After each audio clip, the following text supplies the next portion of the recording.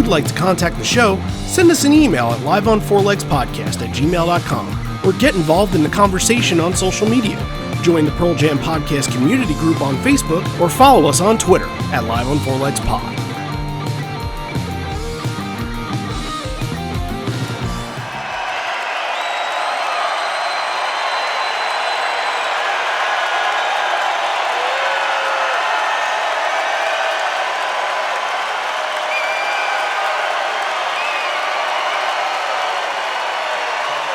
Haven't felt that in a long time.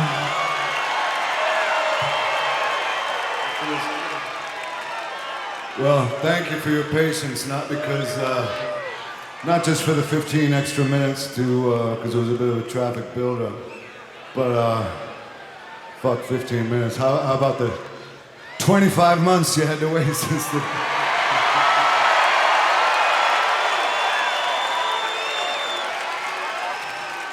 Well, we had to wait too. I can feel the pain, but let me just tell you, it is my honor to be able to come here and sing for you tonight.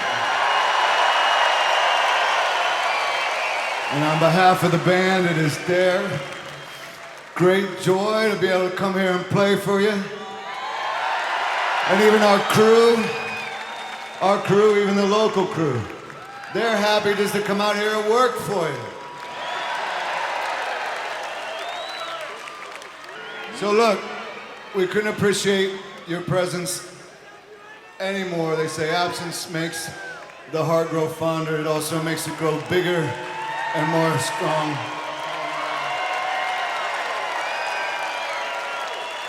And with that big heart, we're loving being here in San Diego tonight. And away we go. You're listening to Live on Four Legs, the live Pearl Jam podcast experience, featuring Mr. Stone Gossard.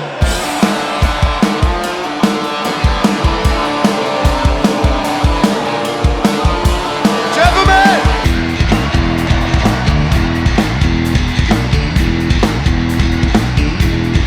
Mama Queen!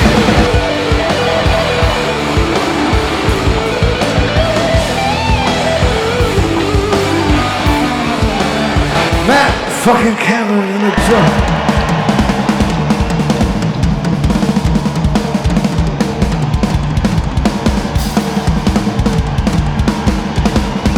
Mr. Boom Gasper.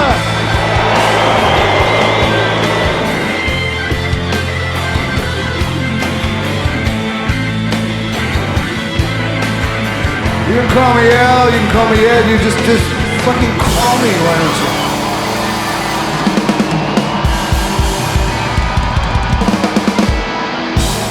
Hey everybody now, welcome to Live on Four Legs, a definitive live Pearl Jam podcast, and there's lots happening around Pearl Jam universe. There are shows that are going to be happening, there are tickets that you may or may not have in your Ticketmaster wallet, and that's a phenomenal thing because this is what we live for. This is what we go out and seek to do and seek to see our friends and seek to see this band for all the joy and happiness that they provide you. And when it comes to this show and this podcast, that is why we do it every week, because we love capturing that and giving it back to you as much as humanly possible. But that kind of ties into what we're doing this week too, because we're going back, and when this episode airs, it's going to be Wednesday the 3rd. We're going back and we're doing 365 days ago when the Gigaton tour officially started. We're doing the first night, San Diego. Everybody was in anticipation, not knowing what was going to happen, not knowing how the Pearl Jam sets were going to change from here on out. So we're going to get into all that and tell a great story featuring somebody that got a request at this show. So lots to get to. Randy Sobel over here, John Farrar over there. Hello. Why don't we just start? Where were you? And I kind of remember what our expectations were essentially, but you know, just kind of recapping on that, like 365 days ago, before this show, what, in terms of either expectations or like what kind of things were going through your mind as we are about to finally get the quote-unquote 2020 tour back?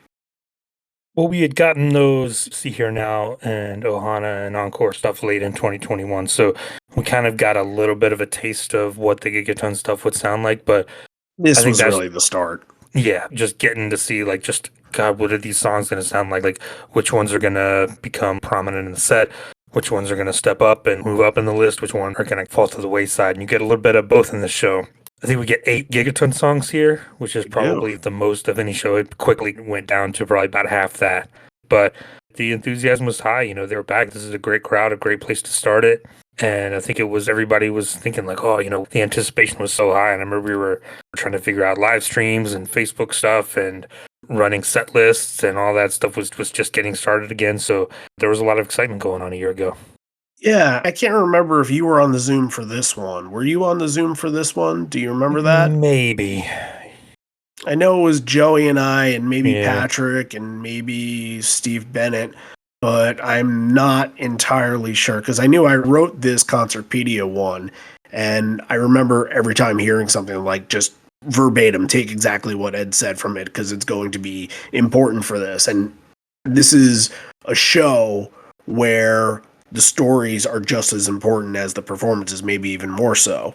So it's the full package. You know, they're not going to a place that Pearl Jam doesn't have a lot of history in. They're going to San Diego. This is a top 5 city for Pearl Jam. It's a hometown show. There's a lot of people that are going to be there, family members and guitar teachers and the likes, and celebrities, baseball players that are going to be there to support this band and support Ed and everything. Like Karen Vetter's there. So it's so much to put on their shoulders to have this be the first show. It was in the thousands in terms of days since they had played a Pearl Jam show that wasn't a festival. So when you usually think about openers of tours, it kind of is the show that sort of settles you in and you can kind of fix things on the fly and like work out mistakes. And there were a couple things in the show where you were able to see like, okay, that wasn't a trend that happened, or maybe that was a trend that happened, but it feels like because this started in a place where there's already very, very high expectations, that they set the bar really, really high. And with this show, absolutely met it. Yeah, and I remember too thinking like, oh, it's gonna be Long Road, it's gonna be released, it's gonna be this, it's Yes. gonna be then like trying to like nail down, you know, what they were gonna do, and like this is kind of the beginning of a new era. Like you mentioned, it had been 3.5 years since they played like a real arena show.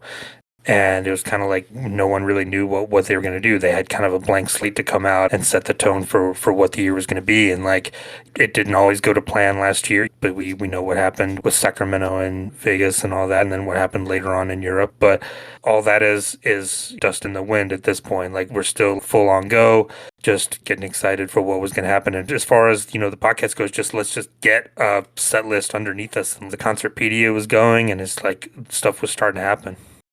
Yeah, and even in retrospect a little bit, when you look at this show, it's almost like from that leg, the Dave Cruzen show and like some of the crazy Oakland shows notwithstanding, but like this was going to be very, very hard to top because they had a lot of things that they had to get to, a lot of things they had to mention. And you know what? I'm going to take the time to actually do this now and get to our interview because one of the things that Ed does mention during the show before a beautiful rendition of Long Road is that he said it was a request from Mike for his brother Stan. And shortly after this show, I got connected with Mike. He became a patron, and I got to talking to him a little bit. And I said to him, I think we should tell your story on here. And we finally, 365 days later, are able to do it. So Mike originally put this out to the forums, and we're going to start there on what story he told when he wrote that up. And we'll tell the whole thing right here because it's pretty heartbreaking, but take a listen. Yeah, I just basically went into the forum and said, hey, the backstory is that in October of 2013, my brother Stan fell down the stairs, in fact, and hit his back into the wall and broke or damaged severely his coccyx nerve and basically couldn't walk and couldn't move and was stuck in bed for a while. And we had tickets to see PJ, of course, floor seats GA in San Diego. So he's still in bed, but he basically crawled and got a wheelchair, and we found a way to rent a van to get the chair in so he could go to the fucking Pearl Jam show. I pushed him in GA, and we loved it. We had such a good time. It was awesome. And it's the only thing he did when he was in that wheelchair, when he was in that condition, other than go to the doctor. He went to Pearl Jam. That's it. He didn't go anywhere else. He didn't see anyone else. But there was no way he was going to miss that show. Unfortunately, a couple months later, around February of 2014, he started having some complications. And then it could be due to a lot of things, medication or just being in that condition. But anyway, he went in and he was starting to have some issues with his liver and his kidneys. And he was in the hospital from mid-February. And then I thought he was getting better. I mean, he was in there in early March, and his 39th birthday was March 8th, 2014. And a few days later, I went in to go see him, and the doctor pulled me and his wife aside and said, you know, there are problems. And I didn't know what it could be. And he said, well, he's had a brain hemorrhage. And I was like, okay, well, let's just drain the brain. And because I'm the type of person that's always like, well, let's figure this out. Let's fix it. And he's like, look, there's no fixing this. And he showed me this scan, and it's like, he's like, it's all blood. There's nothing we can do. We basically just have to, put him in hospice, and, you're going to have to say goodbye.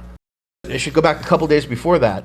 When he was in the hospital, he had tubes a number of times in his throat. And when they would have to sedate him, and when he would come out, he couldn't talk very well, obviously, because having all the medicine running through him, and the fact that he'd had tubes in his throat, and he was just bored in the hospital. So I would either put a movie he liked on an iPad, or I went out and bought an MP3 player, an old ass MP3 player, and just loaded it with PJ, with albums, with live performances. And I'm like, dude, what do you want to do? He's like, get me Pearl Jam. That's what kind of was keeping him going in the hospital when he was by himself. He had that little MP3 player, and he would sing. You wouldn't hear it because his throat was basically damaged. But the nurses were like, that's the best thing. Like, his spirits get up every time he listens to that music. I mean, it wasn't enough to keep him with us, but yeah, we lost him just less than a week after his birthday. Wow. Yeah. Thank you so much for sharing that. And you can tell the way that you were telling the story, you can tell how much you cared about him and how much you loved him and how much you were trying to help push the situation and find a way to get him better. Yeah, it's quite a story, Mike. Yeah, take us then to this 2022 show. You make the post on the forums, and then what's kind of the reaction? Did you hear something? What does that kind of lead up to in the show here? Yeah, so I put the post out. All I did was just say, hey, here's the story, and just said like, hey, look, this is his life, and I just want to hear his favorite song to hear, especially live, was "In My Tree." He loved that song. The way he goes in an arena, it just comes like when the drums start kicking in, it just opens up like the skies. And I'm like, hey, would you play it for him when you're in San Diego? It'll kind of be my way of saying goodbye to him. And they didn't do that.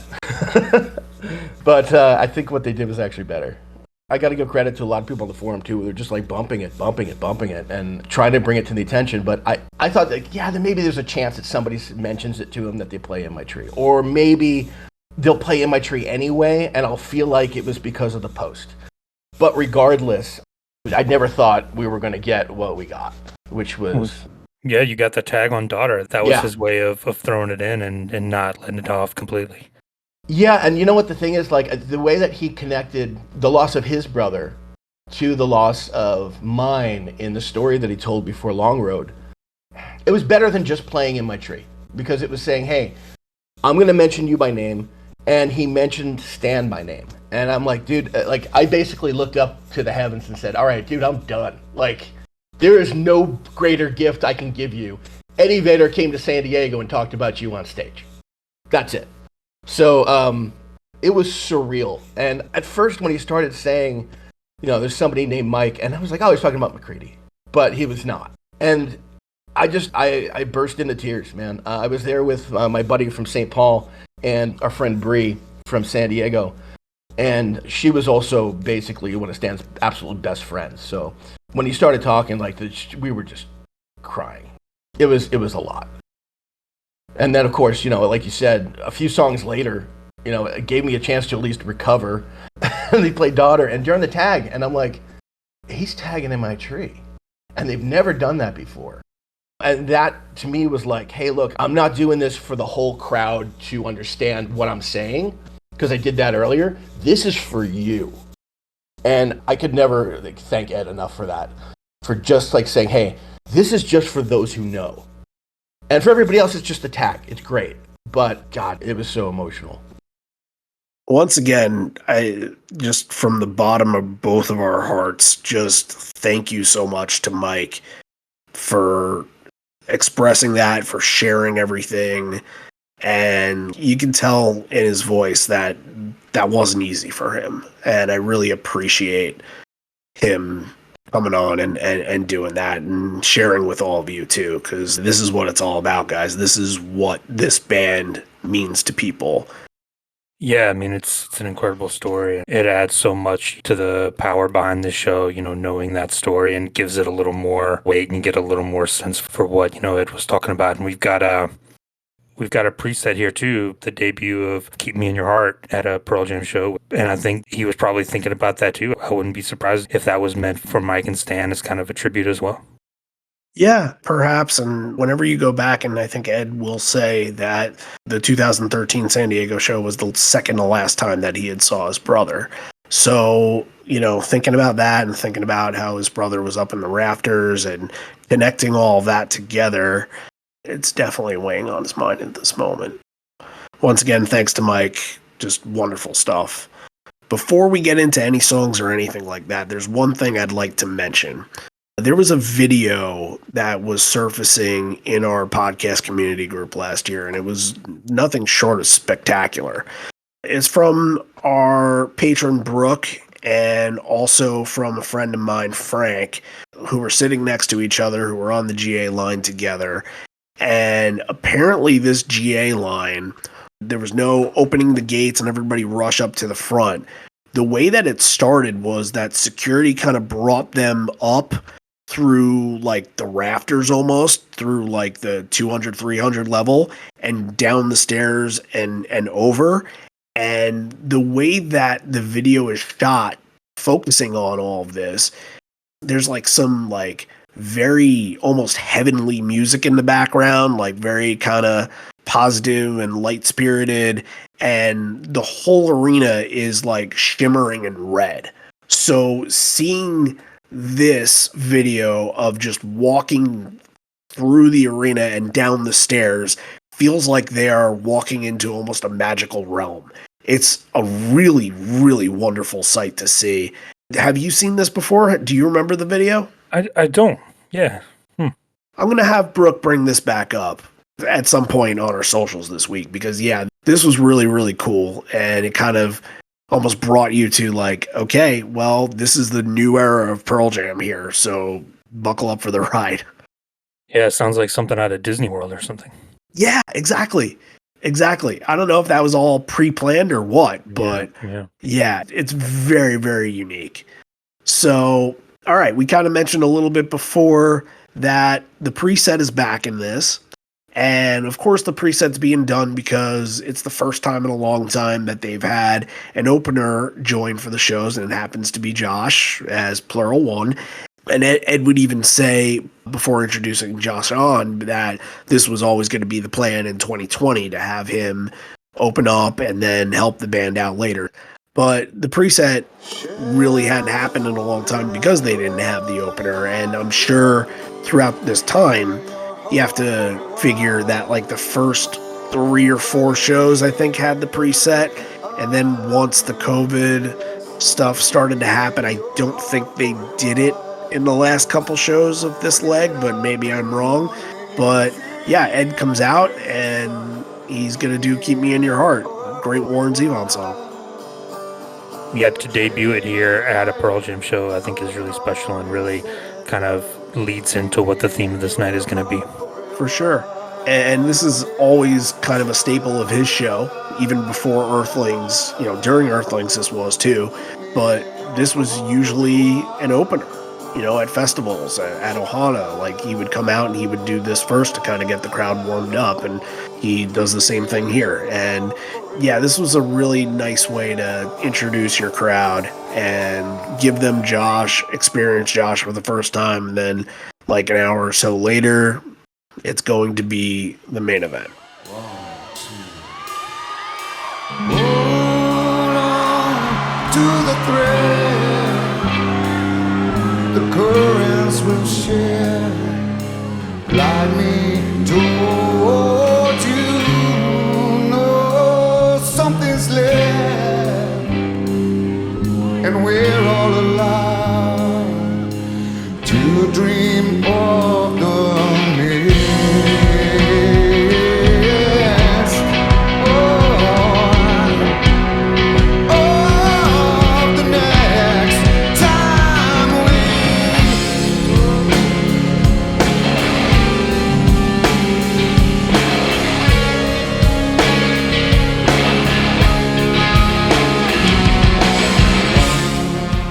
as we know what we know now, that this show was going to be themed around songs that were written in the local area, that were written in the ocean. That's the way we're going to start here. John, you nailed it on the head before when you said we were all thinking that Long Road was the lock to open. Long Road obviously being played, and that has a major connection to San Diego, as we all know, going way back. But what I remember is that it threw us for a loop. We were all very, very surprised, because I don't think anybody really had Oceans on the radar to be like the first one for the whole entire tour. Right. But I really like the way that they come out here. It's completely in the dark. You just hear the song itself. It's, and they did this at the 2021 shows too, where we thought they were going to come out super heavy and emotional, and they didn't. And they just kind of came out just a nice, easy opening and then get into it. And Oceans, yeah, it doesn't have the kind of emotional heft of Long Road or Release or something like that, but it's still from 10. People still go crazy when they hear those notes, and it always is a crowd pleaser, especially on the West Coast when you're right on the beach there. Yeah, and, the performance isn't perfect here. I think that at this stage in the game, you're going to see this a couple of times, this being the first show, that Ed is still warming up and still figuring out a couple of these. But yeah, he has trouble hitting some of the high notes and just warming up. They aren't going to play Oceans a whole lot anyway, but it's the whole entire band reminding themselves of what it's like to be out there. And I think once you get into the next song, which is going to follow up with another Gigaton song, like, you're right there. Mm-hmm. You are brought back to, okay, we are at a Pearl Jam show. Believe it or not, Retrograde is going to go into Never Destination. And I didn't really peg Retrograde as being like the opener type. And in total, it really wasn't. It didn't end up being that way. They did it for one show at Ohana, and then usually after that, it was somewhere near the middle of the set or the quote-unquote closer of the sit-down set. And right away, like, both of us are just head over heels with this song. And from hearing it live, I think, like, the bright spots that happen in it is just that it goes from delightful and delicate in a way to destructive in like a heartbeat.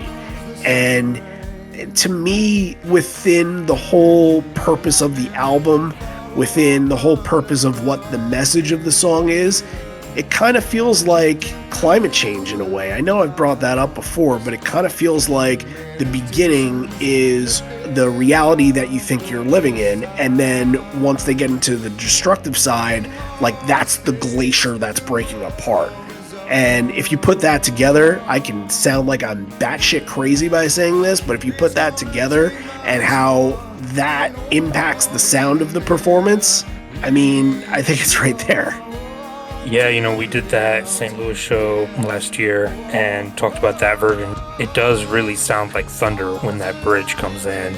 And this version is it's not quite that. I wasn't in the building like I was in St. Louis, so I can't tell you for sure. But on the bootleg, it's still a big moment. And this was one of the ones that, I definitely circled on Gigaton to let's see what they do with this live. This could be something really special. It is a big moment. I wish they would have played it every night. Yeah, they really need to play it more in the 9 shows. If it's not played at at least 6 of the 9, then I think that's a major mistake. But I have somebody here that agrees with me, and that's going to be the gear guru Javier, who is going to gush over the song right now too and talk a little bit about 2022 and what the tone and the gear that was being used for this year, and he's going to go off. He's the man, so I'm going to let him speak and talk to you guys. So here he is.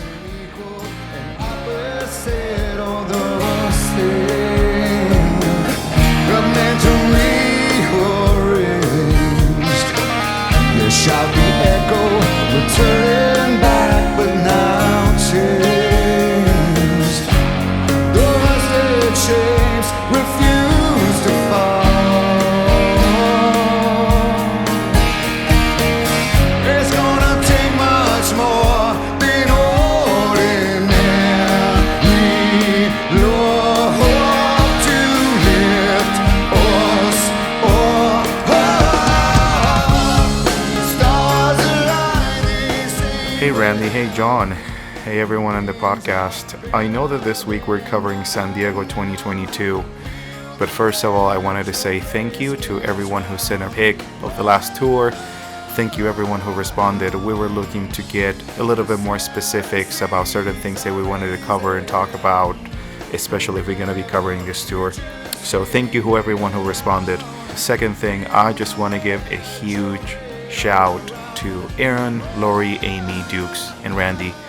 We had such an incredible weekend for Record Store Day weekend. We were able to see the Rockfords live. Personally, I had the opportunity to meet one of my guitar heroes, and it's a moment that I will never forget, Mr. Mike McCready, if you didn't know. So I'm so grateful to be part of this community. I'm so lucky to call this group of guys friends. And Randy, I know that some stuff happened, but we were thinking about you, and you were there with us all the time. We never forgot about you. We're always talking about how much you would have enjoyed to be there with us. So thank you guys, and I cannot wait to see you all at the tour late summer, early fall. With that being said, let's talk about tone, okay?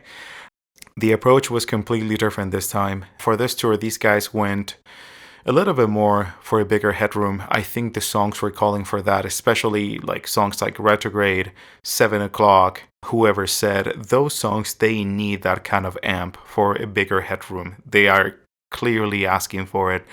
So these guys, this time, they decided to go for tubeless amps. Yeah, they were running Fender Twin Reverbs, Fender Deluxe Reverbs, and for crunchy tones. Retrograde is a very good example of the sonic direction that the band was taking too. Before, Pearl Jam has been known to have super mid-range kind of ish sound live, right? But the kind of equipment they were using this time allows them to be super tone scooped, less mid-range. And the guitars and like the bass, they sound like bell-like glass top end, like super warm bottom end. It's a really cool direction that they took, because also when you listen to this kind of song, specifically at the end, you can hear this super in-your-face crunchy tone coming to you without being overwhelming. And it's because of the headroom of the equipment being picked for this tour. Like, you can very much push your amp volume-wise without making it distorted, and that's going to have that clarity. And it's so important because if you listen to this track live, Stone is doing so many things in the background that you don't even notice. He's just building little layers of reverb, like very silently, till the end when he goes full on reverb and overdrive on, plus the EP booster on the top. And you just make the song huge, very loud, without the need to have like huge overdrive on top of that. That was a really great approach. I think it was a great idea for this tour, and it's something that I haven't heard before in a Pearl Jam live setting.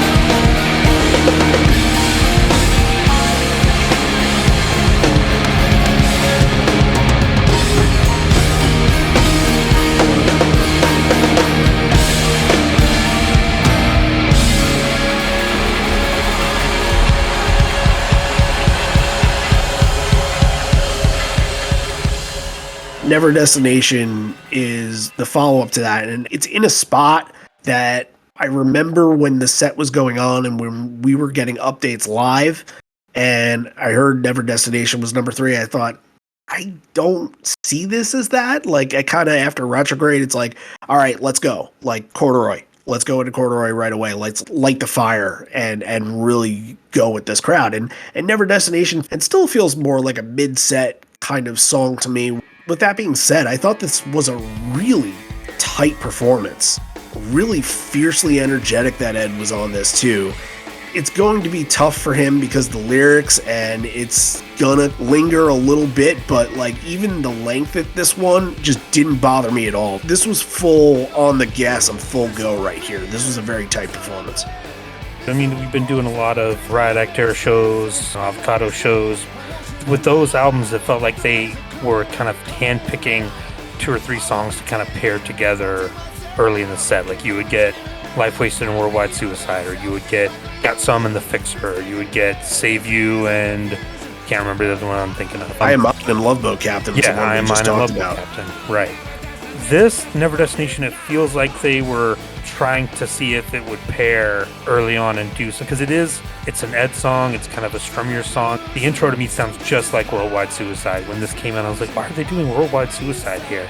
Just for a few seconds, but then, the Never Destination part kicks in. But this one doesn't hit for me live. It's one of those that's too wordy. It reminds me, too much of Lightning Bolt and too much of Swallowed Whole and any handful of other songs from the last few records that you could classify as, I won't say album filler, but like not highlights from the album. But, there's a reason this was only played 8 times throughout the year. So Ed's going to speak. This is going to be like the first of like 12 times that he's going to speak. So I'll try not to do everything verbatim, but there's some important things to say. Good evening. Let's see who we got out there. He's looking around all the sides, to the back, to the side, and he just lets the audience give him the applause and the appreciation. And he looks around and is just kind of basking in this and really seems truly humbled and says, I haven't felt that in a long time. Thank you for your patience. Sorry you had to wait so long. And he's kind of saying, like, today, like, oh, there was a traffic issue where we were backed up for 15 minutes, but fuck 15 minutes. How about the 25 months that you all had to wait? We've had to wait for this so long too. We feel the pain, but let me tell you, it's my honor to be able to come here and sing for you tonight. On behalf of the band, it's their great joy to play for you. Our crew and the local crew are happy to come out here and work for you. I look at the schedule and thought it was a new venue. Okay, he's messing around a little bit here, and he's kind of saying, I didn't recognize the Viejas name, and I remembered it as Cox. And when you say the word Cox, and when you have Ed, can sometimes be the sixth grader. All of a sudden. That's it, right. So he says, absence makes the heart grow fonder. It also makes it grow bigger and more strong. And with that heart, we're loving being here in San Diego tonight. Corduroy, this kind of show, this is the one I'm waiting for. Give me Corduroy. Give me the big Pearl Jam moment in this. And it didn't really start out that way because the riffy intro is very interesting. Well, it's kind of like a little bit dark, very low key, and then kind of the opposite of what Interstellar Overdrive does, or kind of the big triumphant hit that he does when he just plays it straight. But yeah, I like this kind of, delay the big moment a little bit and give people something to a little bit of work up to, give it a little bit of a build. I like this.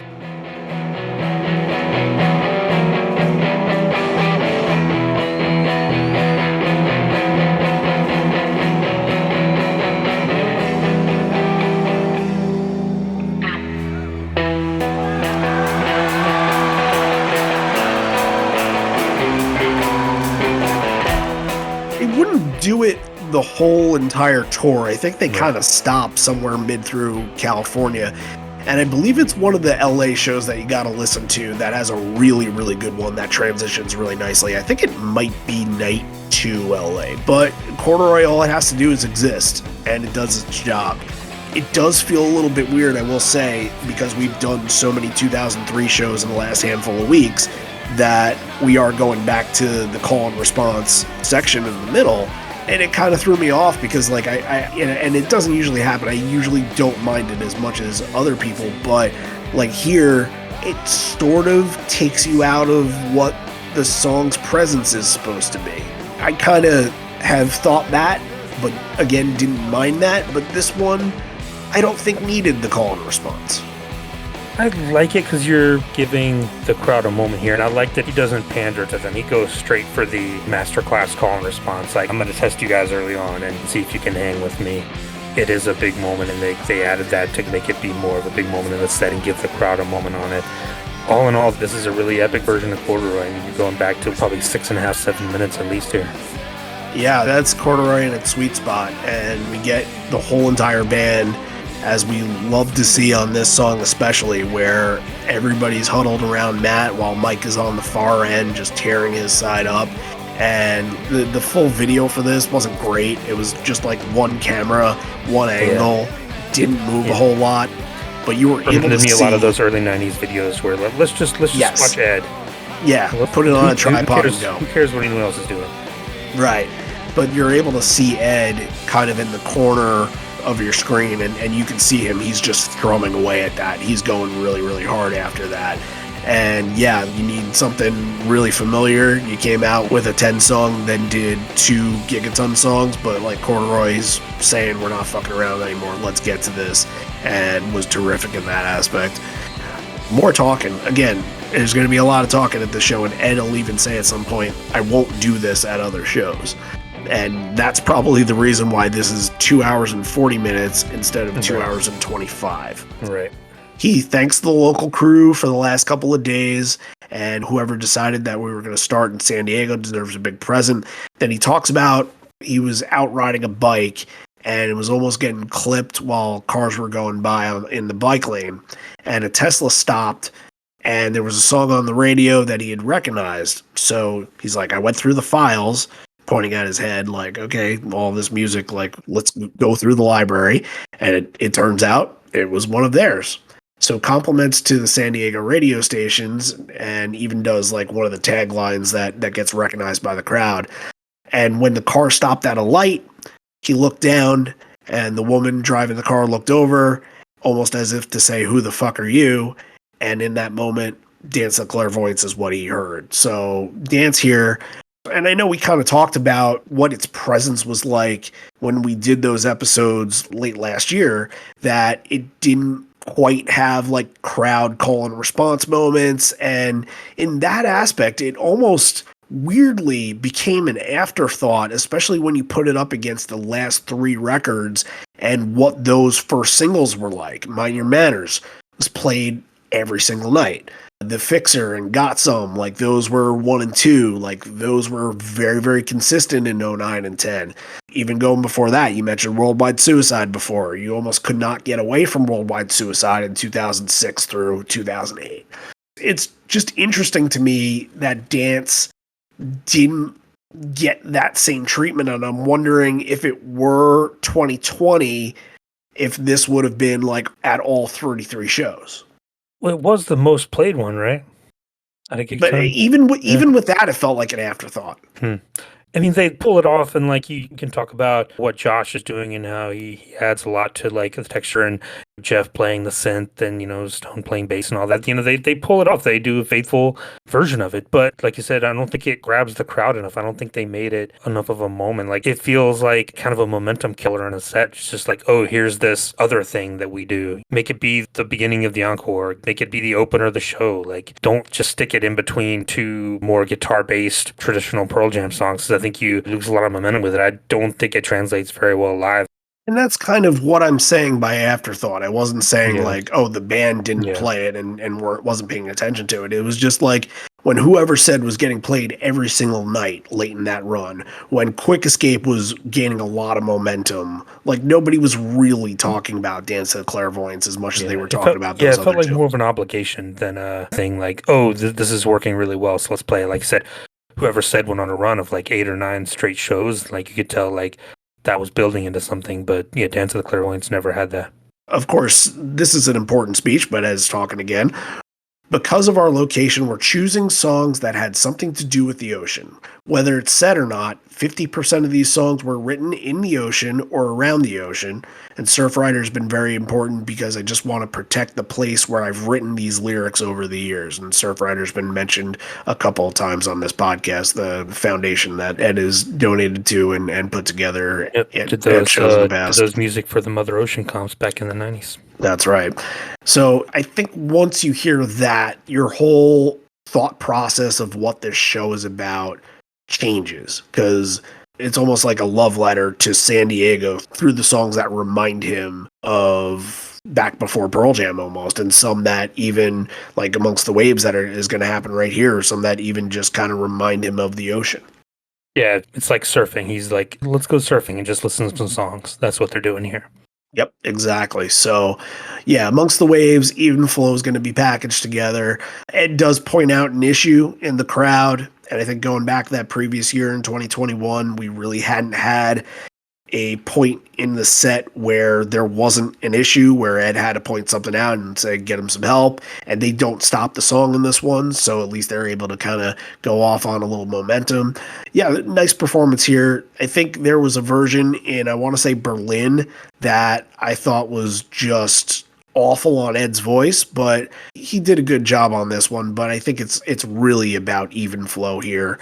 And Ed will comment right before the song. He says, after 25 months, it's time for Mike McCready to be unleashed. Yeah, time to unleash the beast. Yeah, it just feels like he had been, kept in a cage for 2 years and then let out and just comes out screaming. Yeah, Even Flow is a big highlight. And like, you could tell he just was so happy and so full of joy to just be there doing it. And like, it's not the flashiest, it's not the most powerful, it's not the most emotional, but it's long. You can tell that he's just overjoyed to be doing it again.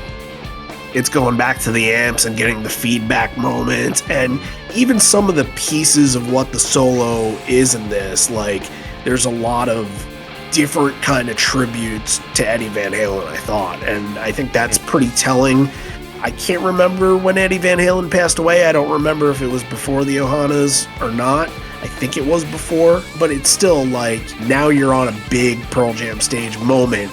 You're going to pay tribute to somebody that has been a major influence on you. And I'm wondering if, not just for this show, but the whole entire tour, that was absolutely on Mike's mind. Yeah, I definitely think so. Yeah.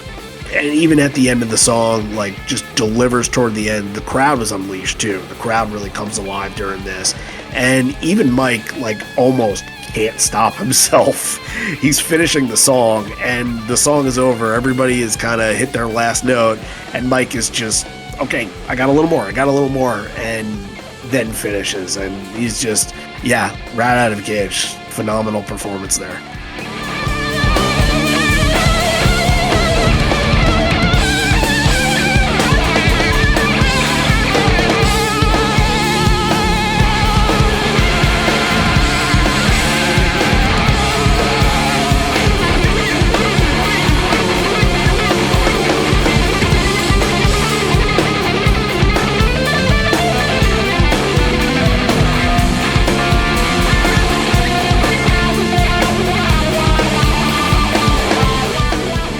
Now we're going to get into two songs that we just mentioned a couple minutes ago, Whoever Said and Quick Escape, which just feels like the big time songs from this Gigaton record, the ones that are the true rockers, the ones that belong in this setting, the ones that really translated well to the crowd. I know you're not a huge Whoever Said fan, but like, this one became an absolute killer. Mm-hmm. And here, they had only done it one time at one of the Johannas. I believe it was the first encore show.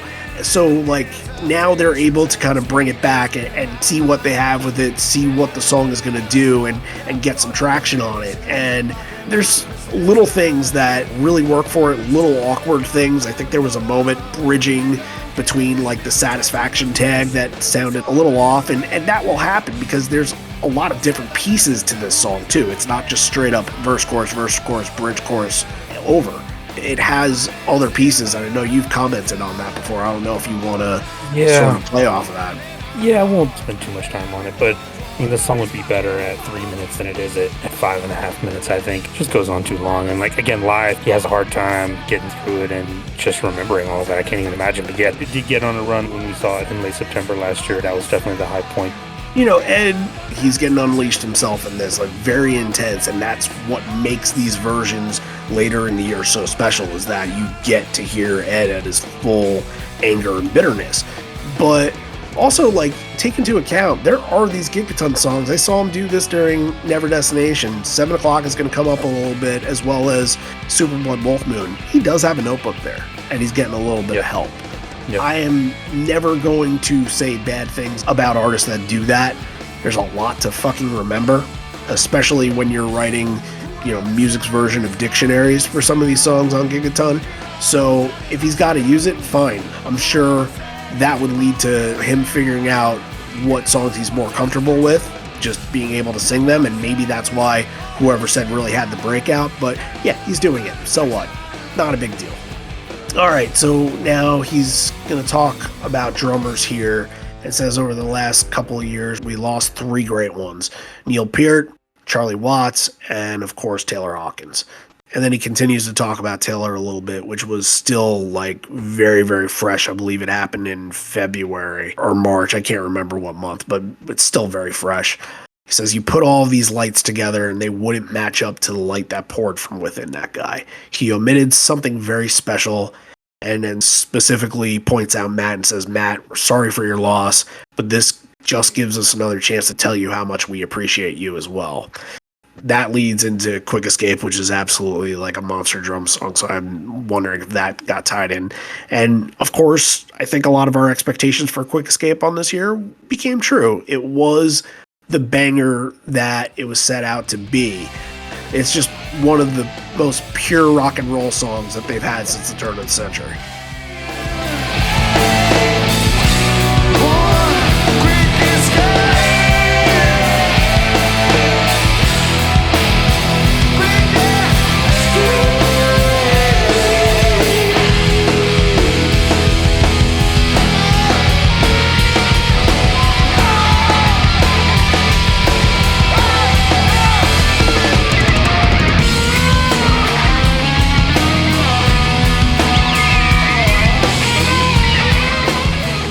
Yeah, Quick Escape is a complete 180 for me from what we talked about with Never Destination, whoever said from my point of view. Quick Escape, just came out of the gate just burning. Like, immediately you could tell, like, this was going to be one of the best live songs on this tour. And, you know, I remember watching it on the live stream and being like, man, this just jumps off the speakers. Like, I cannot wait to see this.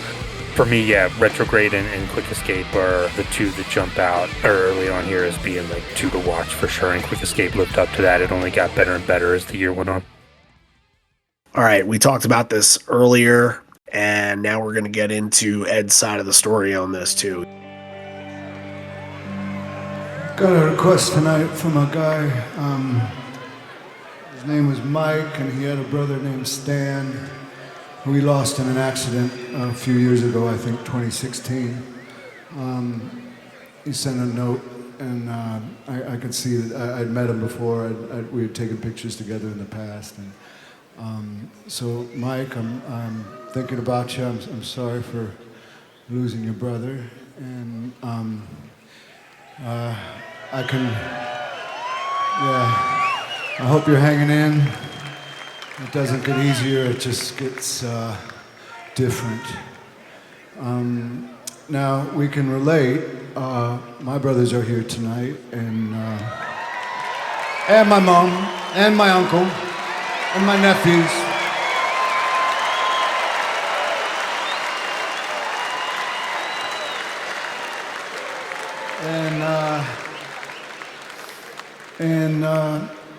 You know, we lost a brother too.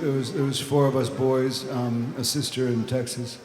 But there was 4 of us boys, and a few years ago in an accident, we lost him, just quick. And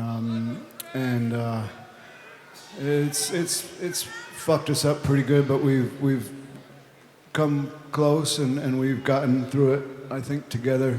And we think that that's what he would have wanted.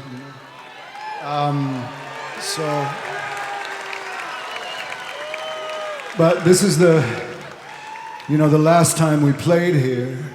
He worked here. He was going back and forth between here and South Africa. And the last time we played here, he was working up in the rig. He was up in the lights. And he was a tall guy with a very identifiable silhouette. And the whole show I kept looking up, and there he was. And every once in a while I could see the silhouette.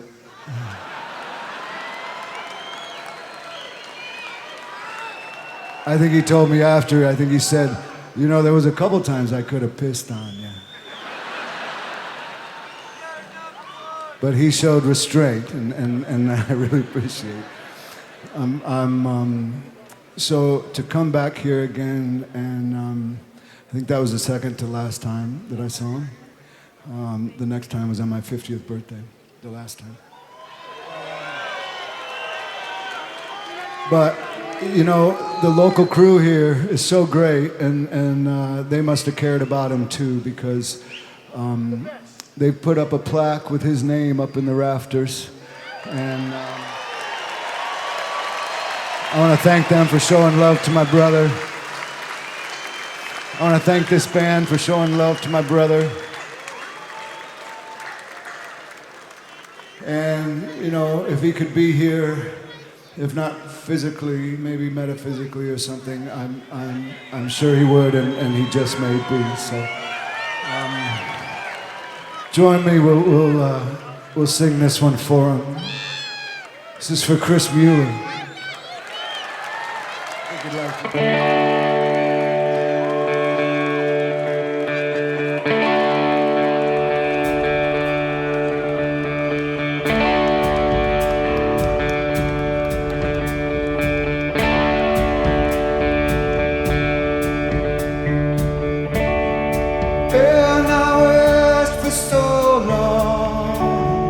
Cannot stay. All the precious moments cannot stay. It's not like wings are floating. I cannot stay. Without you, something's missing. Cannot stay.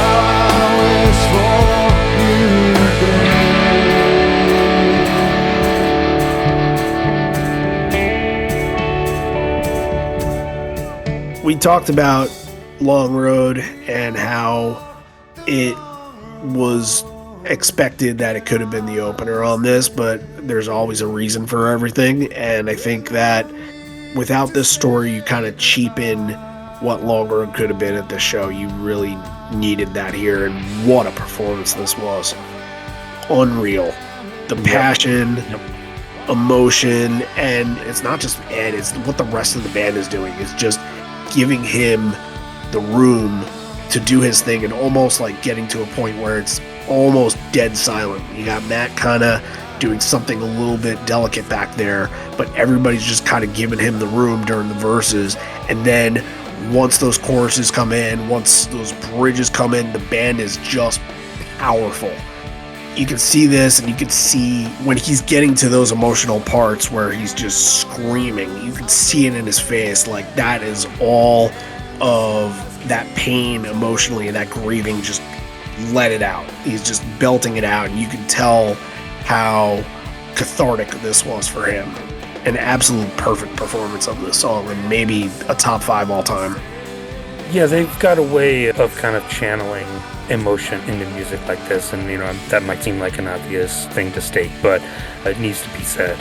Yeah, this had a lot of strength and a lot of emotion behind it. You could tell Ed is visibly moved during the speech in the song. Everybody's got their fireflies out during the performance as well. But to me, Long Road is almost unique because it's not a big McCready song. Like, it doesn't have a big solo that it gets to. It's more about what Stone and Jeff and Matt are doing, and like I said, kind of pushing the rhythm of it and having it be a big moment and hitting those accents on it and making sure that the parts of the song that are supposed to hit, making sure they do. And yeah, I'm with you. This is up there with the all-time Long Roads for sure. And following up is Given to Fly, and I thought that this was the absolute perfect one because when you listen to this, like, it reminded me right away that at that show in 2013 where Chris was up in the lighting rig, he dedicated this song to him. So It's another great tie-in. I think that you needed all that energy to get into something more positive, but it's also, in a way, like another tribute for him.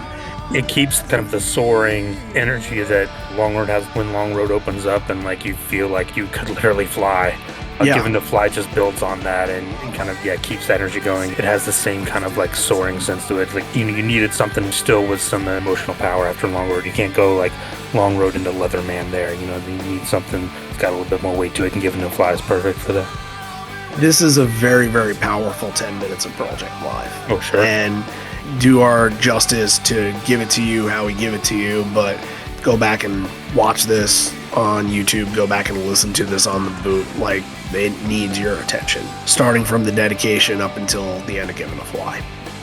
Ed's going to speak again. This one I'm just going to gloss over because he's saying, Matt's drum teacher and my guitar teacher is here, and Rick Sutcliffe, who was a former pitcher for the Cubs, is there, and Bill Walton's there. So yeah, he's just sports ball kind of people if you're into that. Yep, he's name dropping a lot. The name drops will come back in a more awkward moment a little bit later, but that takes you into another Gigaton with Super Blood Wolf Moon, and then we're going to get into Daughter, which has the In My Tree tag, which can be traced back to Mike. Looking back on it, that's a big moment now. At the time, I think it was more like, oh, cool, like maybe they didn't have time to play it, or we had talked about like, oh, maybe we're not going to get it this year. Maybe it's just going to be relegated to this kind of tag status. But knowing that it was part of this tribute, and he was still thinking about Mike and his brother there and wanted to throw that in and didn't want to leave it undone. He wanted to come back and add on something to that, makes it really special. Up here in my tree, up here in my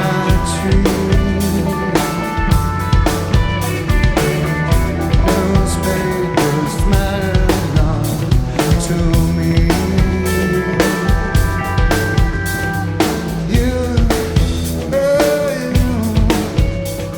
It wasn't a long tag by any means. It was basically the first couple lines, and then there was some improv that kind of happened after that, but just to get it is just a huge surprise. And we did know then what the reason was for them doing that, but now that we really understand it, I think it just means so much more.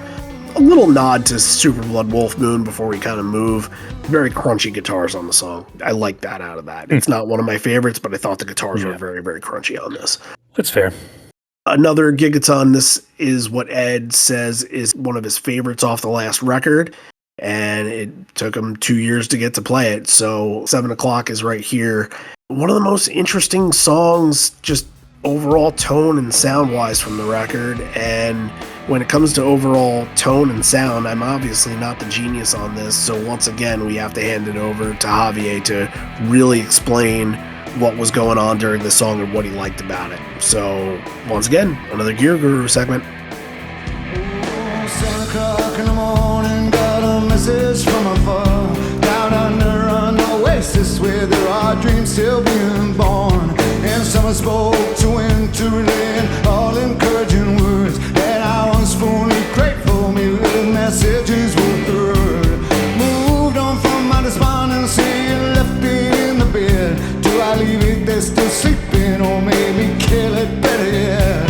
For this is no time for depression. 7 o'clock is a really good example to understand what a MIDI controller can do for these guys. Stone and Ed, those are the two ones leading the song. Mike is doing more like the part in the back, just playing the chords. But Stone specifically, he's running a whole reverb, a delay, and an overdrive. Also, if you're wondering what kind of reverb he's running right now and what kind of delay he's running right now on his board, they're both made by Strymon. The reverb is called the Big Sky and the delay is called the Timeline. Amazing pedals. The cool thing about this is while Ed is playing with the EBO and generating that intensity over the front of the mix, Stone is controlling the volume, but he's adding gain in making the reverb bigger and bigger and bigger and bigger and bigger as the song goes towards the climax of the song, right? Before, he will have to be tapping 4 or 5 pedals at the same time, disengaging the pedal, kind of playing with the knobs. No, right now he can do everything with one single tap in the MIDI controller and just go full on over the volume pedal. And especially in this new tour, something that I really liked about him, besides playing super different weird guitars that we will talk in another one of the shows that we're going to be covering for 2022, is the fact that in the new songs he's always building this bed where everybody can rest upon. If you really listen to this kind of version of 7 o'clock, Retrograde, or even Whoever Said, you can listen in the back how he's building small little layers of basically gain or a really gentle reverb. I think it's a wonderful add, and I think it really takes him sonically to a different path, because that's personally something that I wanted to see from Stone from a long time. Well, thanks again, Javier, and Javier is just an awesome dude. I just want to put that out there, and I can't wait because he is going to be my ticket buddy for the second Chicago night, so I'm really excited to, in the live setting, get to hear what he's hearing and what he's saying, and it might be more educational than just enjoying a show. You're going to be getting the Gear Guru live. Exactly. Yeah, I love going back and listening to what Javier is adding here. It's such a different angle than you and I are able to do. So yeah, I think Javier is great. And thanks so much for taking the time and putting all this together and working on, getting it right. He makes sure he knows what he's talking about. It's appreciated. Oh yeah, no, he gets down in the research. If he has to get on the guitar and play it to figure it out, that's right. He does that.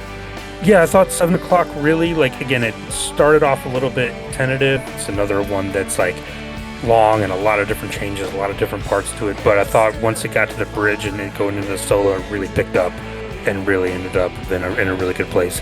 Ed's going to introduce the band here, but the most interesting part about this is saying that Jeff and Stone should do a podcast on couples therapy. Well, this is an open invitation for Jeff and Stone to come on this podcast to do couples therapy and talk to us about every moment that they've lived from 1990 until this very minute. So we're gonna work through all their issues. Yep, it's going to be probably a 900 part series, but you're all going to listen to it, so there won't be a lack of content there. And 39 years together between the two of them. And really, that was a year ago. We're on Jeff and Stone 40 here, guys. That, I hope, is going to be celebrated a lot. Yes, once we get to somebody September. needs to make t-shirts for the tour. Jeff and Stone 40. I'm already working on t-shirts, but what's one more? Yeah. This is interesting, though. We get a little bit of a background into Jeremy. We always knew the background of Jeremy, and what we were told from students and his mother in interviews is that they listen to the song and they're like, that wasn't Jeremy at all. That wasn't him. But that's Ed, of course, just picking up a newspaper and then writing. And he is taking moments from things that he remembers growing up in school. And he says here, he's like, part of what I witnessed in junior high over in San Diego is that it was related to bullying. And since they're playing local songs, this is a connection.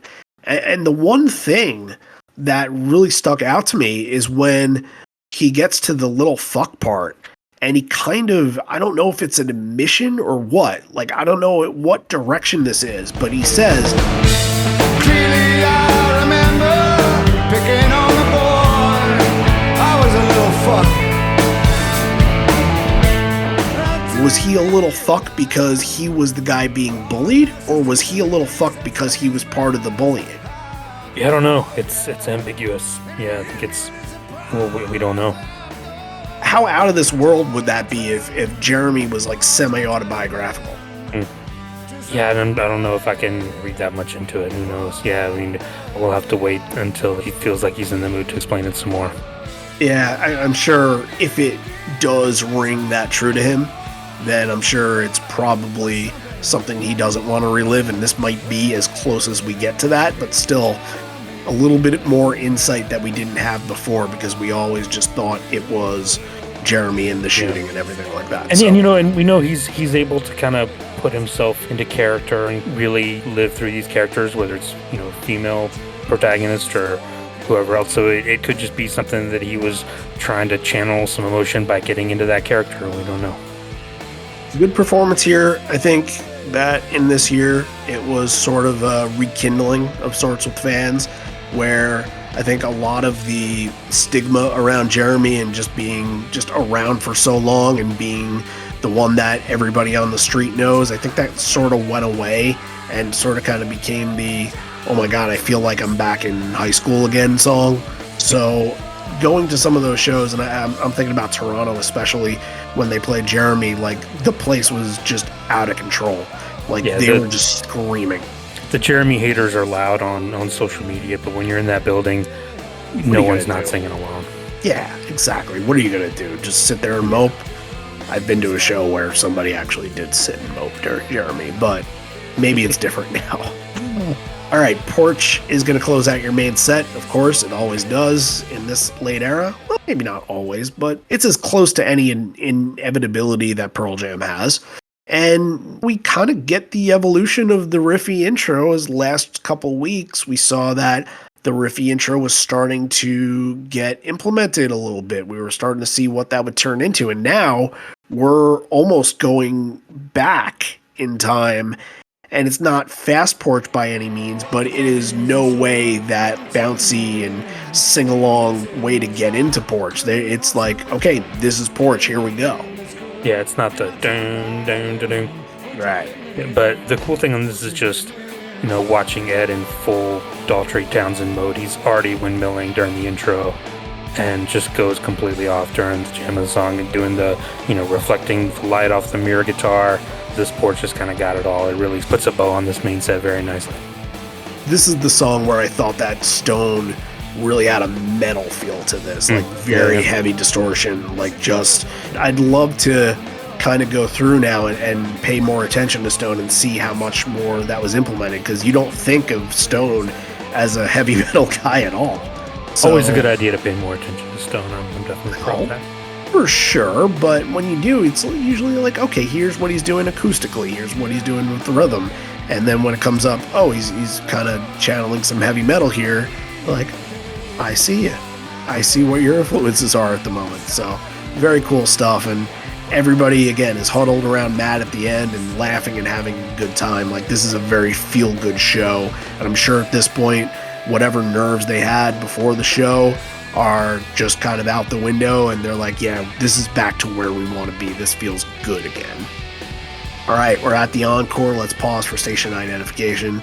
Let's thank 3 brand new patrons that joined up this week, and I'm hoping it's because of our little push that we did for the Love Boat Captain Evolution episode, because we got some great feedback on it and people were really happy to listen to it. Both of us really, really appreciate that, but hopefully the 3 of you that we're going to shout out right here felt the same way and got something good about that. So let's thank Mark McQueen joining up on the bonus leg tier, and we'll thank Travis Putz for also joining up on bonus leg, and we'll thank Patrick Atchison for joining up on bonus but did the year subscription. So the 3 of you guys, thanks, and we really hope you enjoyed the Evolution episode from last week. Well, if you yourself would like to join Patreon and listen to that Love Boat Captain Evolution episode and so much more that's going on over there, today's interview with Mike in full will be on Patreon at some point later in the week. So if you want to get the full background and story, like he tells a story about meeting Ed, that's phenomenal. So if you want that full thing, it's very, very good. That'll be on Patreon. And as we all say every week, join up on Patreon. To do that, it's $1 a month on the bonus leg tier. That will get you everything. $5 on the gig leg tier. It's going to get you a show request. Any show that you've been to that you want to hear us cover, we will get to it and we will dedicate the show to you. We will tell your story. And then if you want to chip in a little more, help out our website, liveonfourlegs.com, which is going to be, again, in heavy traffic once it comes September because the Concertpedia will be running at full speed. Then what you get from the Horizon Leg tier is also an episode request that kind of gets pushed to the top a little bit, and you'll get a profile episode. Just sit there with us, talk about Pearl Jam, talk about your life with Pearl Jam and some of your favorite live moments, and we just shoot the breeze on all that, and it's a good time. To do all that, and you're helping us out with the whole shebang here. Everything that we're doing on tour, all the events that we're putting together, some of the merchandise that we're putting together very, very soon. We got some art for it pretty recently and happy with how that's kind of turning out. And I think that the shirt is going to look really good. It's going to be a tour shirt. So please look out for that. I think you guys are really going to love this. And yeah, it just helps out the process and makes it easier for us to do what we need to do to get out to reach people, especially at the shows and do our post-game shows and everything like that. So if you want to join, shoot us $1 a month, even if you don't want the content, you just want to chip in to help. It is patreon.com/liveonfourlegs. Go to the Patreon app and search for Live on Four Legs or liveonfourlegs.com. We'll have links up at the top, a big orange button that says join Patreon. So all right, back to The Rock. It's going to be another story here. There's like 2 stories that are developing out of this, and it seems like at first it's kind of another like going around the horn and introducing everybody. And he mentions that John Krakauer, the writer of Into the Wild, his book Under the Banner of Heaven, was just released as a series, and that's what Jeff and Josh did the soundtrack to, so he kind of makes mention of that there. But then he's going to shout out some local things. I didn't write all of them down, but specifically Lou's Records that he shouts out. I believe he shouted out them in 2013 as well. Yeah. And says his high school and says the proximity to the ocean guaranteed you weren't going to graduate, and then goes on this little thing like, if you young people won't graduate, you'll turn into drug dealers, dope addicts, or maybe even Republicans. So yeah, he's kind of going on. I think I'm just going to flash forward. He does mention opening for Alice in Chains really, really early on when they were still Mookie Blaylock. But I think the interesting thing to me is just another peeking into the curtains of the development of a song, and says that he was up heavily drinking in Seattle at 4 a.m. and couldn't come up with the line of the chorus. She's a what? Just couldn't figure out what it was, and he was going to give up. And then his phone buzzed, an 808 number from Hawaii that he couldn't answer because he had headphones on, and it was a call from Jerry Lopez. So he said, that's it. She's a lightning bolt. And yeah, he's a surfer. I don't know much more about Jerry Lopez than that. I don't know what the lightning bolt tie-in is. Do you? Yeah, I'm not familiar. But look, that's the development of how this song kind of came to be, I suppose. And I think we talked a little bit about this prior to those shows, like what lightning bolt songs would kind of be holdovers. And I think that unequivocally the top one was going to be the title track. And it wasn't at all. And this is the only performance from last year. Yeah. Yeah. Now, I've mentioned this a lot. I feel like I bring this up anytime that we talk about lightning bolt songs from 2022, that Ed just lost it. And you can tell that he was just working really hard, pushing at it, but he was laboring during this. And I wonder if that was the key to why they nixed it for the rest of the year. Yeah, and especially here, after you've already gone through this, the main set, which is long, only 17 songs, but, all the Gigaton stuff is long. You had a long even flow, a long road. Daughter was long. Jeremy, That was a long main set to get through, and I'm sure he was a little bit winded getting in this. I'm not sure this was the best idea to come out with Lightning Bolt here, but we'll see. I think they should try it again. And I don't think you've seen the absolute last of it. Right. I think you're right. I don't think it's an encore song. I think it should be like more of a mid-set kind of like bring you back sort of song. But it's just interesting to see the evolution of it so early on that he's going to say after this, like, we're just not doing this one anymore, not giving it another shot, and kind of knows where they are with it. So it was a good performance, though, like good performance musically. Obviously, Ed had a tough time, and you can tell he kind of strolls over to Mike when Mike's doing his solo and just puts his head on his shoulder like, I really tried with that one. So, yeah. Also, during the version, and this is what made me think when seeing this on the live stream that this was going to be a staple, is that there are little lightning bolts going off on that set overhang. Like, you see the lightning bolts that are kind of flashing by, and I'm like, oh, yeah, of course they're going to play this a couple times. But, yeah, things change. Yeah. So the next story is going to be before Better Man, and he's talking about his mom, and says that while raising 4 boys, she graduated from San Diego University in 1989, and then says in 1992 she got her master's there. And from that point, knowing what the next song was, I thought that, okay, maybe he'll give a little background into Better Man, and that would be really something special, because that seems like it would be another tie-in to San Diego. No, it's not that. It's about Bill Murray and trusting him with his kids. Yeah. I don't know if he had a purpose for that and lost it or what, but that was a really, really weird reference. It goes back to, Michael Jackson is innocent and the Sean Penn thing and his kind of dubious history with celebrity. But, yeah, I mean, it's a Chicago thing. Bill Murray's a Chicago guy. He's trying to stick up for his friend. I get it, but I don't know. Again, stuff like that doesn't always age well, so you have to be careful. I just think it's just the wrong time. Like, I don't think there's anything bad about Bill Murray at all. I think that from everything you read, he's a tremendous human being. I think it's just that, like, why here? Yeah. What's the point? Yeah. It's not like he was in the audience. And when they do the next 2 shows in LA, I think there are more references to other celebrities that may or may not be there, and maybe one more to Bill Murray, which, very, very confusing. But yeah, look, Better Man's a good performance. And what's interesting about this is that he kind of took turns with the crowd in this. Usually he lets them have the Can't Find a Better Man, but he does the Can't Find a and then stops and lets the crowd sing just Better Man, which is just an interesting take on it.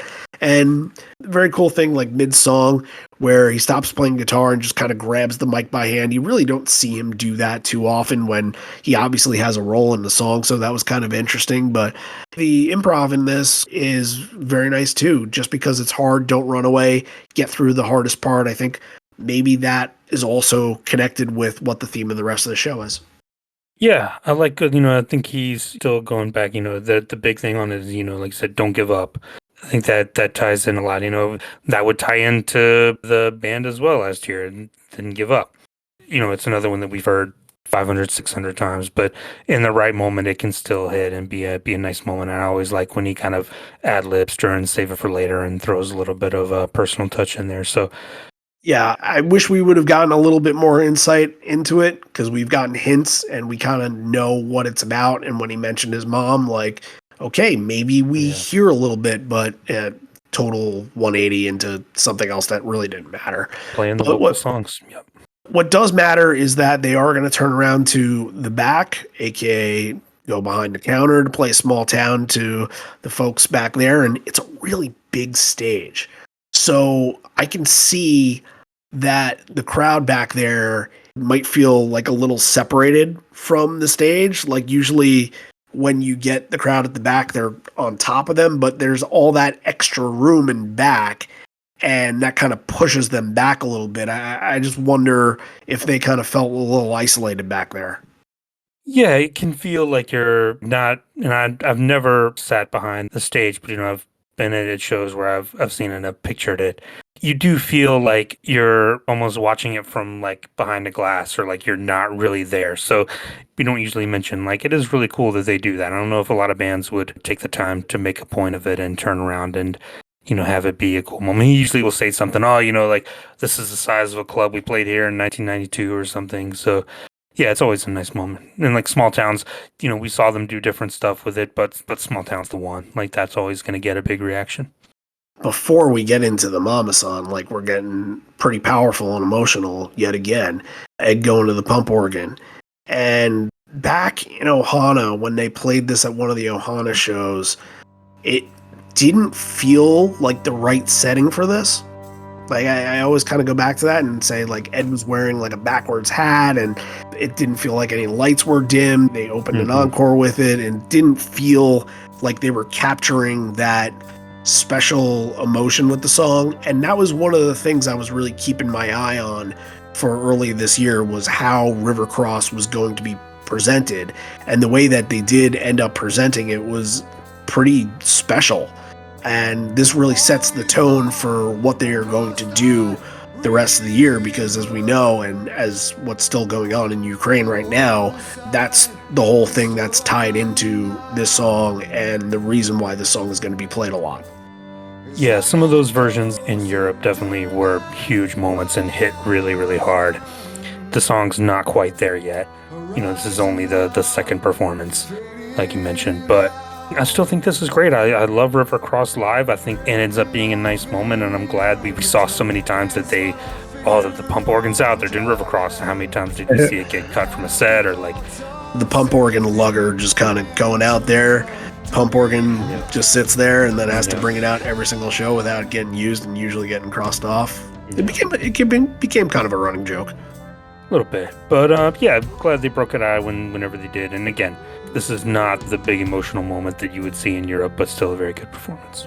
And I think one of the LA shows they brought it back, and I think they actually prefaced the song by referencing the situation in Ukraine. And if I remember correctly, that would be the first version where Ed would get off the pump organ and go up to the mic and start singing. Like, you're right. Like, it's not quite there. You get to see like what the moment looks like. You get to see kind of what they're doing with it and how special it's going to be. But once you get to the next version, that's a lock for what the song is going to be that year. Well, here we go. This right here is what makes the show complete.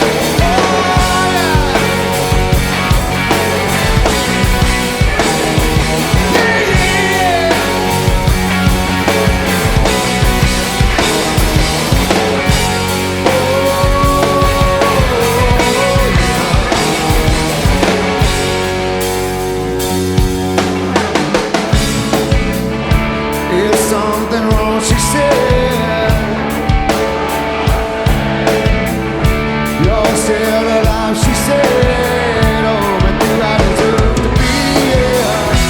And is that the question? And if so, who is there? Who is I'm still alive.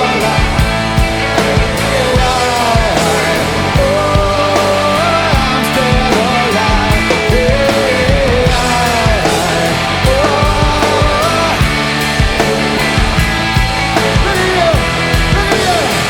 We're all still alive.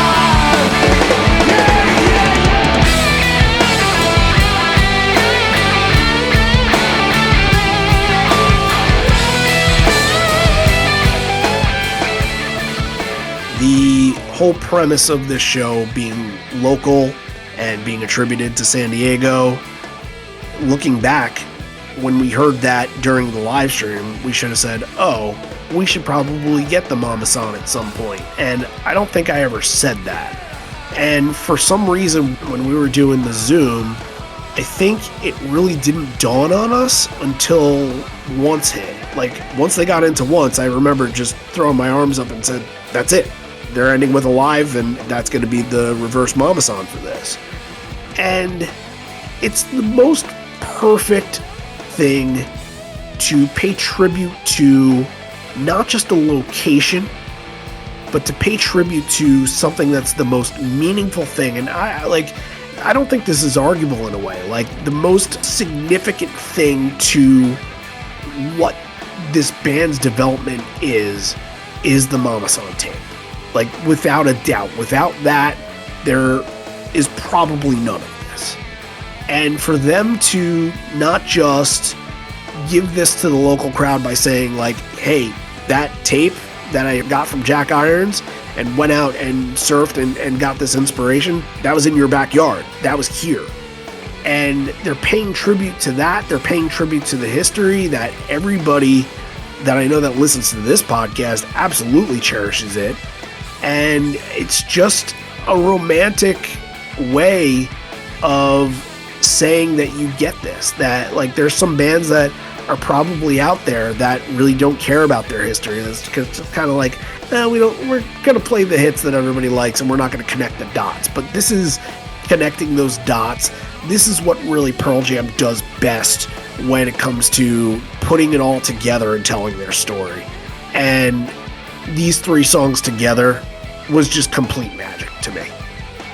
Yeah, and it's a really nice way to end it too, like going out on Live. You know, there's no covers at the show, which is different from what we've been talking about lately for sure. But I think, you know, Ed even tries to make mention of it after Footsteps. He's like, oh, you know, it's the three songs, and it was, but like he trips over himself and just decides they just kick into Once. It's like, all right, well, if you know, then you know. Each of the songs has their own moment. You know, Footsteps is great. Coming off of River Cross is like the perfect time to go into Footsteps. They kind of build off each other really well. And then Once in the modern era it's just really fun and a big crowd moment, and you've got the fingers in the air singing along. And then you get into Alive, and like we're getting back to like a current version of Alive here with a big finish. Feels like a big epic moment. This is the celebration of the show where you're tying everything together. A really, really long solo from Mike again. You can tell that Mike is just having the time of his life getting to play the Alive solo again after 3.5 years. And it's just, yeah, I agree. It's just the perfect way to end this show. I mean, you couldn't have like written it up better yourself. It was not just a throwback, but it was tying all of the loose ends up, and it was going full circle on not just transpired throughout all of Pearl Jam's history, but like the last couple years of waiting for this show and waiting for special moments that really mean something that people are going to take out of a show and say, yes, they did that, and that's important because of this. Like, I think that out of all the moments like that you can attribute to shows, like this has to be one of the top, especially from a more recent era, that's up there, well, saying like they paid tribute to one of the most important parts of their history in the place where it happened. Like, I don't think you get better than that. Yeah, this is probably the best use of the Mama San that we've seen in a very, very long time. Yes, I would say ever. Yeah, you know, even going back to the traditional playing Alive Once and Footsteps. Like, this means more than all of that. I can see that. Just little things that I want to bring up here. Like, yeah, the atmosphere was awesome during Alive, and I think that all we needed was to know that we had those moments, and that's what's really going to be the perfect thing to kick off your, hey, we made it through a show, and this is what Pearl Jam is going to be like for the next 32 shows this year. And I don't know if you noticed, but Mike on both Footsteps and Alive will go back, and maybe it was just a small progression, but it did feel like the delay effect that they used in the production of 10, that his guitar had that sound emanating from it. I definitely heard it in Footsteps. I think it was at some point during the Alive solo as well. So going back, if you're listening, get with us. Oh yeah, I hope he caught that too, but I'll be talking to him about that. But we're not done yet. This is all going to finish out so nicely, and they bask in another major crowd reaction, and they know the weight of everything. And it's kind of like saying, without you guys, we wouldn't be here, especially getting through the past 2 years and getting through COVID. Like, it was all worth the wait. And the thing tying it all together for me was the mention of Jack. And he's gonna say here, San Diego brought back a lot of memories just working here. My job was a lot different, and it changed in a matter of a week when I went to Seattle. Being friends with these guys, I want to thank Jack Irons for being a part of this and a part of our group and a part of our family forever. And I want to thank Stone and Jeff for having faith in the young fuck that I was back then. And Jack, undeniably, is part of the story, and such a huge, I mean, bigger than just sending him the tape, obviously, but he puts it all together for them. And every time that he has a chance to really get to thank Jack, I think is special. And I think in this moment was none more deserving moment.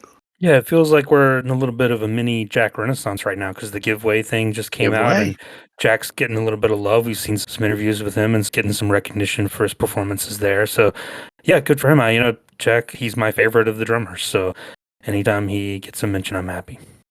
Okay, let's get into the top 3 moments of this show. Oh, man, it's going to be really tough to sort of figure out the placement.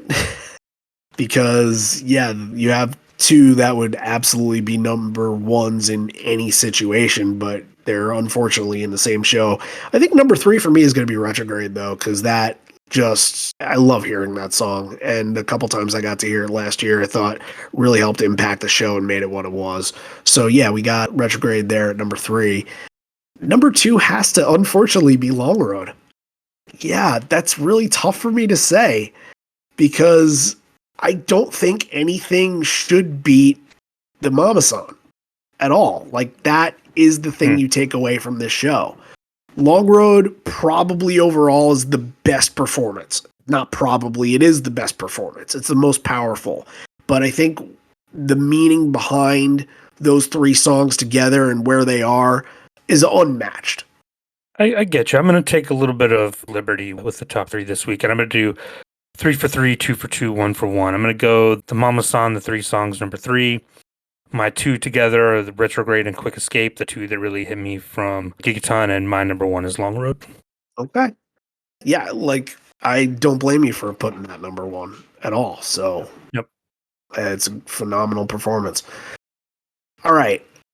To put a rating to this is very difficult because we're only a year back from this. We're looking at this in a light of just a little bit of retrospect, but not like the full grand scheme of this. I don't think this show got enough credit that it deserved, but I also don't think it really sneaks into the top 5 from last year, which is weird to say because this is excellent on so many different levels. I think this show will be more important as time goes on. And I think it's probably due to the trio. But I don't know if I can say that right now it's a 10 show for me. That's really, really tough. And I know, yes, both of us were on top of St. Louis and we gave that a 10 easily, but we were both there. if I was there, I think hands down it probably would be a 10, but it is just right under that. I think this is a 9.5. I agree. I think I'm right there. I think it's got enough of the big moments that you go back to. I think it just doesn't have a couple of things that would put it up in that, all-timer category. But yeah, it's one of the best shows of last year. Like I said, it might not be in the top 5, but being the beginner, the opener of the tour, the opener of the year gives it some weight, and a very well-constructed set list by Ed, tying in everything, kind of the history of the town, like one of the best kind of like shows tailored to a city that we've seen. So I'm right there at 9.5 as well. All right. That means it's an excellent show, you guys. It was only 1 point away from a perfect score, and that's pretty good in all of our books right there.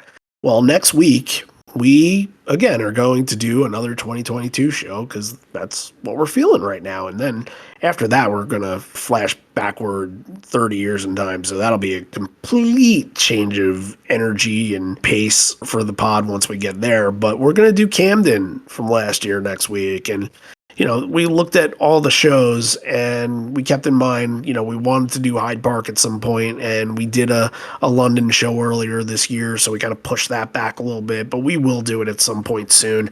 And Camden, I felt, was just the 1B to St. Louis's 1A of the 6 that I attended, and there's a lot of good story that I'll have from it. It's a lot of great performances. It's a lot of shock performances. So I'm going to have a lot of fun sharing that with you guys next week. Camden 2022, one of the best from last year.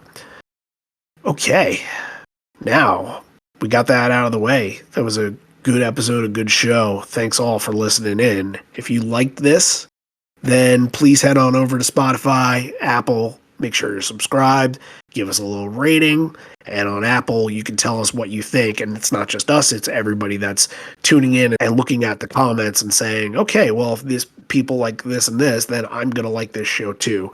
So it's less of us.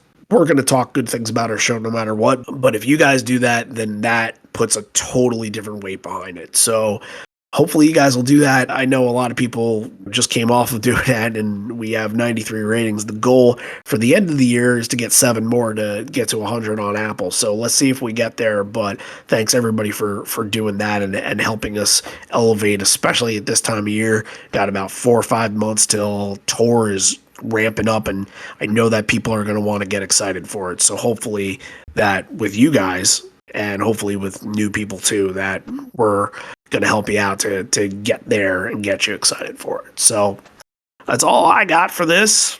Say goodbye. This may be the end. We're here, but not for much longer. And although we may be parting ways, miss you already, miss you always. Well, it was great looking back on the last year, and there were some really special moments from the show last year, and we'll kind of do it again next week. But yeah, this train just keeps rolling. Hopefully everybody got what they wanted out of the ticket drop and everything like that. And if you didn't, then please reach out. Always willing to help. We'll see you next week. Time to unleash the beast. We're so grateful. So grateful. Thanks, everybody.